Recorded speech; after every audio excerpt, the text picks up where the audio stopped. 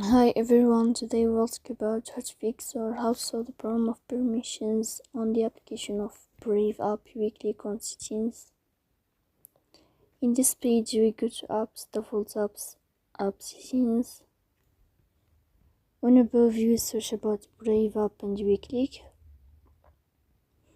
Here in this page of app info we click on first stop and we click OK.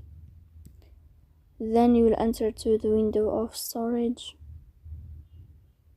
Here you will click on clear cache. Then we go to Play Store. You will search about the application of Brave. Here you can announce clear up and you can install it again to fix that problem. So please don't forget to support us by like and subscribe. See you next time and thank you for your watching.